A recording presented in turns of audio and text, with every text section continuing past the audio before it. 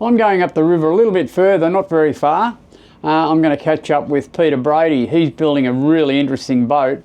I saw it about probably 12, 18 months ago, and I'm just going to go up and have a look at the process. So let's go, we'll take a look at what Peter's doing a bit further up the river.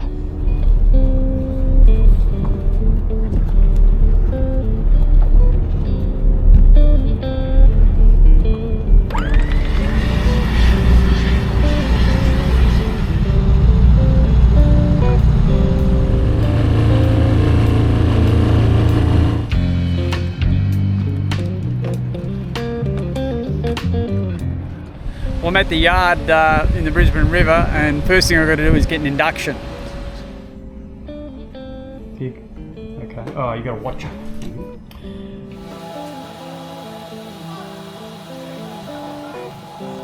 These are the type of boats Peter usually designs, big cruising catamarans. But this one's really different. It started life as an America's Cup boat, and Peter has changed it round to suit a guy who wants to cruise in a wheelchair. Click the link in the top right hand corner to see how the project started. Okay, so this boat's being built for someone pretty special. Yes, Brendan's been in a wheelchair since he was 19. He's in his 50s now, and he's travelled the world. He's remarkably able for being in a wheelchair, but he fell in love with boats and decided he wanted to go boating and have a family adventure, and Sarah and Danielle are with him 100%. So he approached me 3.5, 4 years ago to see if any of the power cats might be suitable for it, but because he wanted to get into the engine room, be able to run the boat himself, the cats just weren't applicable, and we'd saved this America's Cup hull at that stage, but it was sitting up in the roof and it was going to be Lumber and I boat. I woke up one night and thought, well, the answer's staring me in the face. So let's go over a few of the things that are peculiar to this boat for Brendan. Yes. Things that have had to be put into this boat for Brendan. Yes, well, the lift is probably the critical part, because that allows him to get from the wheelhouse down to the accommodation and into the engine room. So it has a lift shaft in the middle. Again, relatively simple to do, but a bit unusual for a boat. And all the ergonomics, all the deck areas, everything had to be set up so that not only could he just pass by in a wheelchair, which is 650 millimetres wide, he had to be able to spin a bit, manoeuvre through doorways. So he brought a wheelchair over with him, and we've used that as the guide all around the boat. I did a scale drawing of it and used it on a computer to check things. So as it stands now, he can get round all the engine room except the very far side of the engines. So he can check everything, maintain everything. He can get to the gen set, all the electrics. He can operate docking from his wheelchair, so the cleats and bollards are up at basically hand level for him. The anchor winch is at hand level, so he could clear it if he had to, if there was a chain problem. And all the visibilities had to be set so that he can see. The helm chair has a 4-point harness in it, like a rally car, but it will go up and down 300 mils so that he can slide into it and then raise up enough to have good visibility. So that's been the big ones. Yeah. Okay, well, I think we should go and have a look at the boat, and we'll have a bit of a chat about it while we're out there, eh? No, sounds good. But smoke time. So you explain your 3 R's project. Well, the 3 R's is really I've looked around at what's for sale around Australia and just in boating in general. There are literally hundreds of ex-racing yachts parked up, not going anywhere. 1, they've got deep draft.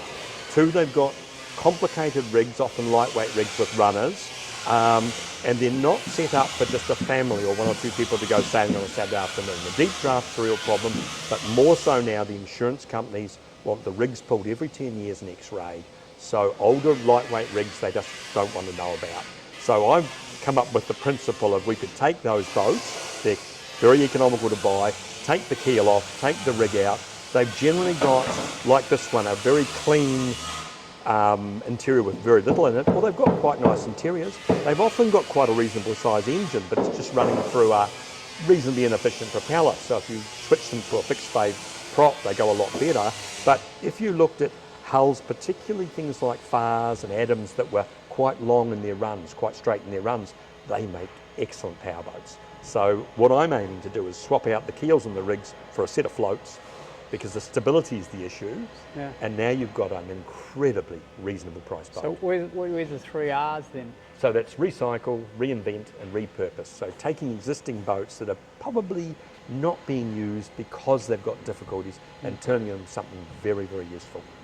Pretty interesting, Peter. Yep. Explain what we've got going on here. Well, as part of the recycling nature of the whole project, I ended up obtaining a little bit tired in the framework 18-foot Hobie Cat, but the hulls were very good on it. So they were so close to what I was looking for, designed and was going to build, that it was a much more economical way of doing it. So we bought that, and they will sit on swinging arms on these pylons, and I can adjust their height up and down by 125 millimetres with using trim tab actuators. So we'll be able to explore the relationship between drag and stability, but also trim the boat depending what load it's got on at the time. And just explain what we're doing here. This part of the boat is an old America's Cup hull. This is 1995, I think, French built, state of the art, no expense spared, carbon Nomex hull. So very good starting point, very strong, very light.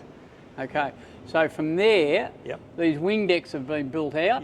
Yep, so this is an extension I've put on to get the width for his wheelchair and to turn it into the power trimaran. So this is all built out of infused solid glass plate. So on our big mould, we make plates. So we literally make 7.4 by 2.5 sheets, and then we've cut them up as if they're alloy.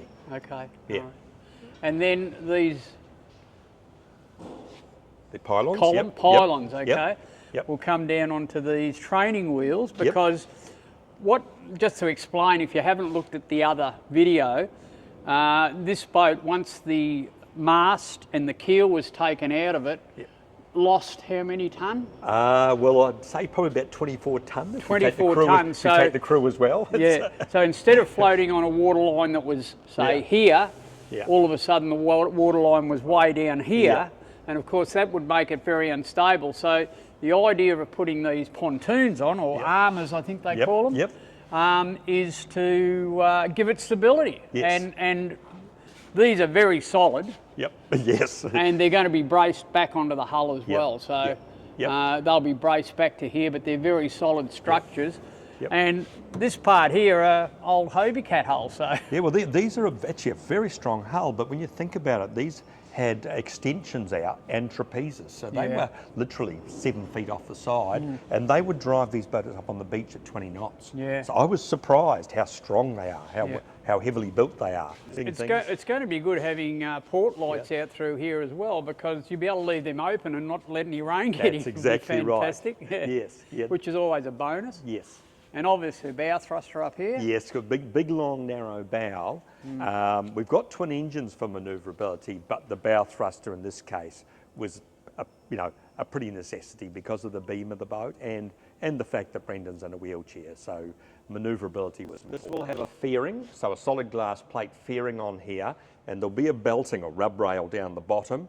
So when they come into a marina pontoon, this is where they'll hang the fenders. There had to be something to fender against. If they're on a wharf, then they'll fender higher up. But the problem is these days it's a mixture of wharfs if you're going off beat a little bit, off the track, and pontoons if you're anywhere near the coast. Let's go and have a look through the boat. Pretty impressive. How long is it, Pete? 57 feet, so 17, I think, 0.2 it is.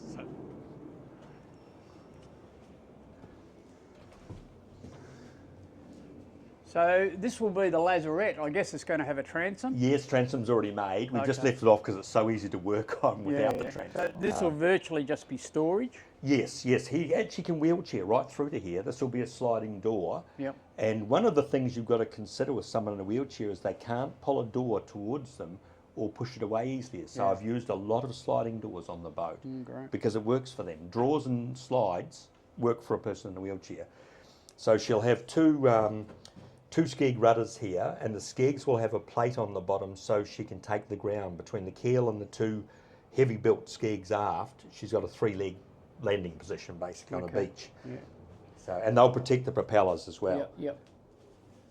So Brendan can, in his wheelchair, when he comes down the lift, he can wheelchair right through to the lazarette. He can go behind the engines to the gen set. He can go in front of the engines, so he can basically get to everything he needs to get to, all the isolation switches for electrics. We've got matched dipsticks on the inside, so we can deal with all those day-to-day things. But we've tried to go with it as lower maintenance engines as possible. And I tell you what, this engine room, I know it's been designed for Brendan, but it's got fantastic accessibility. I'd love something like this, I tell you. To be able to walk around in an engine room like this and service engines, and to be able to do it in a wheelchair was just something else. So, Peter, what sort of motors are you running with? These are the 150 horsepower Fiats, which are basically the same as the Cummins motor. I think they're all made in the same factory in Italy. But we've gone with naturally aspirated, just a very basic diesel, because they'd like to go out into the South Pacific Basin, and once you get away from Australia, common rail gets a lot more difficult to deal with. So I went with unturboed. These things will literally run on anything.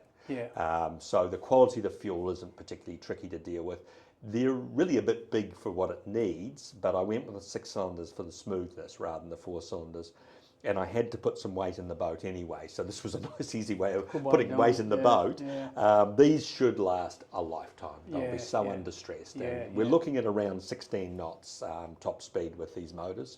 So they'll get a lovely cruise at 11 or 12 just effortlessly. This level that I'm standing on, that'll be continued all the way through to the this next section, which is the lift. Yes. So the lift shaft has 3 stages effectively. It has the bottom down, which rolls into their bedroom. It has a little way up, which rolls into the engine room. And then when fully up, it's at wing deck height. Well, sorry, it's at wheelhouse 4 height. So either side of it are 2,200 litre fuel tanks, so huge range with it. But again, it was putting weight where it needed to be in the boat from a hydrodynamics point of view. But this, when it's fully up, the bottom of the lift will form a watertight floor in the wheelhouse in case water comes in there. And when it's down, it'll form a watertight floor. So I kind of built it to do those 2 things. It'll have an electric winch for up and down, but it'll also have a manual backup. So this room here, Pete? This is really Brendan and Sarah's room. So what it has is their bed, and because Brendan's getting out of the wheelchair, again, the heights are critical, and Sarah's, we put some steps so she can go around the back there. And one of the unusual things is, from a budgetary point of view, we're trying to keep the boat as economic as possible. In the space here, we've been to IKEA. We will have 4 standard IKEA sets of drawers, and they will just go in here. Beautiful. And so literally the storage in here will cost about $450 to buy, and it'll just slide in. There's a 400 litre water tank behind in the back end of the bunk there. And there's a 400 litre water tank behind the bathroom here. But he can roll straight into the bathroom. Toilet sits in there, the basin sits there. It's a freehanging basin, so he can roll underneath it. And this floor will be cut back. There's actually a aluminium box section under there, and it'll have holes drilled in it. It's got a drain pipe at each end, so that will drain this bathroom into the sump pump. As far as he can go in the wheelchair, Brendan can go in the wheelchair. So after that, it becomes the guest cabin. Under the stairs here, we'll have 2 identical IKEA drawer sets in here for storage. So there's 12 of these sets in the boat. So, this is a little guest cabin, so quite a comfortable guest cabin. We'll have 3 of those sets of drawers underneath the bed there. IKEA. And a lot more storage behind there, just general storage behind there with it. Stairs are nice and ergonomic, very easy to get around. And this cabin up forward is This is Danielle's bedroom. So Brendan's daughter? Yes. So she has her own private front end of the boat. And she's got a pretty decent sort of bedroom. Yes, eh? well, Is the bed going up there? Or? Her bed's up there. Yeah. This is a guest. If she has a friend come and stay with her, she Okay, can have a friend. fantastic. Yes, so this doubles as a spare bed for friends staying on board with her, but also as a desk because she's doing score distance. And again, she'll have 2 IKEA drawer sets and another IKEA drawer set in there as well. So a bit of everything, but yes, it's a lovely big private cabin for a teenage girl. Lovely. So gives her her own part of the boat, basically.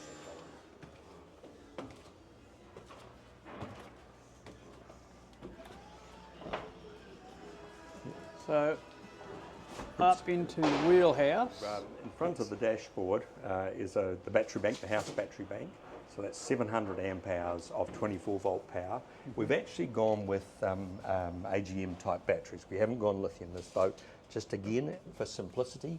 And if they do go out into the islands, this is literally fishing boat technology. Yep. Anyone can work on it. Anyone. And the helm's low because the Yes, the again, wheelchair. there's a dual seat, a custom built dual seat here with an actuator in the middle, and that will lift that seat 300 millimetres. And it'll have 4-point harnesses on the seat so that Brendan can be strapped into the seat, but it lifts him up so he can see the 360 visibility basically. It's a big open space, so I suppose that's important. Yes. When you're in a wheelchair. Yep. Settee over that side, obviously, Yes. and That's the upstairs shower and toilet, guest shower and toilet, but also from the back deck he can roll through and straight into it. So again, all wheelchair access, which we've actually tried with the wheelchair. We put the things in and, we've rolled around, and it's a real eye-opener how difficult it is to use a wheelchair. And this is out onto the aft deck. Yes. Now, just something I want to ask you about.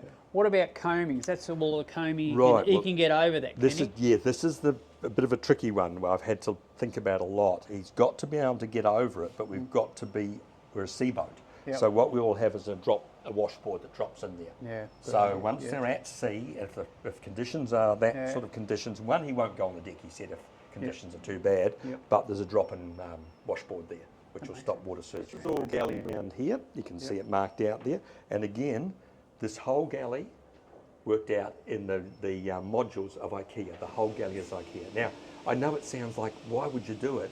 But the reality is, it comes with a 25-year guarantee. The modules and the drawers, which are mostly all plastic, they have dividers, they have bottle holders. The way you can set it up is extraordinary. So we'll make the bench top out of ply with laminate on it, and we'll make the kicker. The kicker's going to have to be waterproof because we can't have water run under it and go into the corner. So literally that galley will just be a set of box modules. So we will end up getting the whole galley set out for about $3,500. Pretty good. Thank you, IKEA. It's just kind of nuts. And it's a great big entertaining area out here, I suppose. Yes, all under shade. Yeah. Again, easy for them to deal with on the wheelchair. In Queensland, they'll spend 90% of their time out on the back deck. We'll just have a wander down these. I thought I had wide side decks on my boat, but have a look at this. So, wheelchair access all the way down here, and all of the cleats are going to be on the top of the bulwarks, so you've got easy access to them. So I've made the inside of the bulwarks clean, gel coat finish, because the wheels on the wheelchairs, Sarah said, are actually quite destructive, but we also can't have him catch. If the boat's moving around, he can't get caught in a corner, so he can literally slide with his wheels down the side, but there'll be a handrail on top, an aluminium handrail, so he could tie himself to the handrail, or he can hold on. So I put solid bulwarks on so it stops a wave dropping on board unless it's an enormous one. We put big scuppers, and lots of them, so we get the water off the decks very quickly. But all that is double chambered all round there, and all this is solid glass plate. Gel coat finished and fused solid glass plate. And this is going to be the anchor windlass up here? Yes, big Maxwell anchor winch there, big heavy duty gearbox on it because, again, can't afford for it to go wrong. And low so that he can operate it? Yes, so he can fix it, operate it, and he can see it from the helm, and he can see what the gypsy's doing from the helm. So it's an asymmetrical layout to a degree, but the tender will sit in here with enough room for him to get round the front of it. And the tender itself is a little catamaran tender, with a drop-down landing barge door on it, so he can wheel off onto a beach. So again, you've got to think of 1,000 things, and handrails on the side so that he can steady himself in the tender. So he'll be able to wheel in and out, and this is a remote-controlled high-ab type. It's a maxi lift, but this is a Bluetooth, so he can actually sit in his wheelchair, lift himself up, put himself into the tender, hook up the tender with him in the tender, and lift himself over the side, all with Bluetooth controller. And he can take himself in a wheelchair and lift himself 4.5 metres up onto a wharf, which was one of the requirements, because once you're away from the coast, it's wharves, it's commercial wharves. And that'd be handy in places I've been. Fiji, places like that. You know, this area in here, Pete. This is basically a fairing from the looks of the boat, but it's also the storage for the fenders, so he can wheelchair down there. Oh, wow. And we've used recycled hatches off the boat, off the original boat, so he can swing that hatch back. It's a big deck hatch, a big Lumar deck hatch, and he can reach in and get the things out. And then there's another hatch on the inside there which we can take, so the batteries can actually go through here, because they're 78 kilos each. So they're not for the faint-hearted to move around. Down this side we've got another really wide foredeck. Yep. And access into the cabin from both sides, into the wheelhouse. So he can literally wheel round here and go right through, round. Literally, he can get around very, very simply around the boat. So this is where the lift will come out up into the wheelhouse.